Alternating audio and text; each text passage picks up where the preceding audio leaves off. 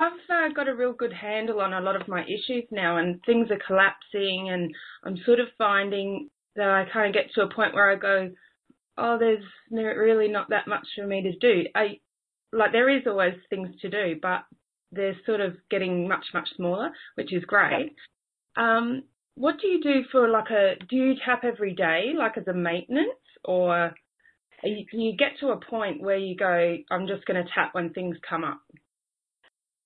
I go through phases. I mean, when a lot of shit's coming up for me, I'm tapping every day, all day, it seems like. And then I'll go through periods where I just don't feel like tapping. I don't really feel like I need it at all. We've moved some things around in my company, and I no longer have a project manager, and that part of the job really bugs me. And so I've been tapping, like setting myself up, thinking about my day and all the anxiety. So, like, if I notice that there's a behavior that I don't like, or if I'm feeling stressed or anxious about anything, that's when I'll tap. But for the most part, like when things are going really well and I'm like just really happy, I just kind of let myself be really happy and have things go well. You're like wired to look for issues and to like fix yourself, and maybe you're now to a point where you don't need to do that for a little while and you can kind of rest and take a break. You just work on like your coaching and like helping other people, right?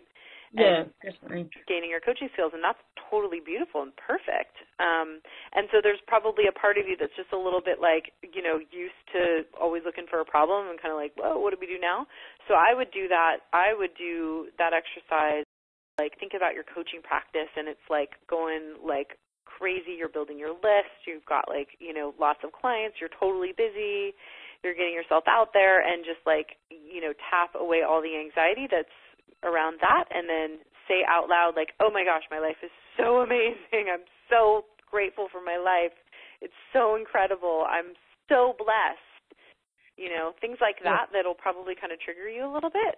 Oh, I can feel the anxiety now. Yeah. So I love to use this opposite technique thing to just really change that set point of, what you allow yourself to feel, because that's what I found is that it's just a set point, and we learn it usually from our parents and from the environment that we were raised in. Usually we're not much happier than our parents were. And so if they weren't super happy people, then we're going to be the same. I feel really good about going to Christmas this year, but I'm cool. Still nervous because I am thinking I have that little bit of nervousness to sort of go, I'm too okay with it. It's almost like I can't believe how far I've come, or like you're almost looking for like where'd all my issues go. I'm waiting for something to hit me in the back of the head or something. Yeah. Okay, so that's your tapping script. Like, where did all my issues go? I'm so used to them. Where did part of me really still loves them? Yeah. I'm waiting for the shoe to drop. Yeah.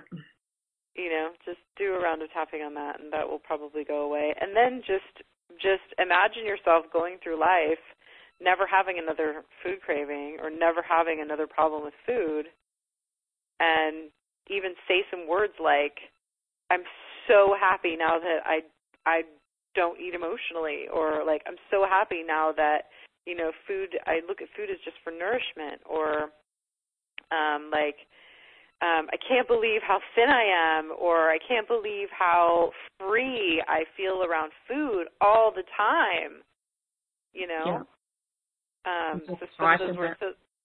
So you always want them to be positive phrases. So even like just always put it in the positive. So don't use any negative words, even though the phrase is positive.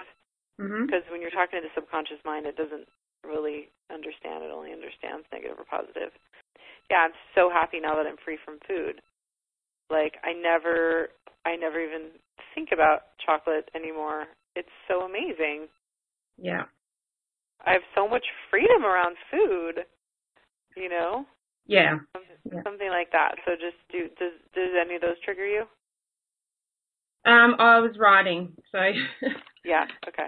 But I get what you're saying, just to, really heighten that success and see what sort of boils up. Yeah, so I love doing that. technique. I just feel like it's like the fastest way to change something like that. That's like, you know, we don't really have like a specific incident to go to. We can't really get to that with like, you know, a memory or anything like that.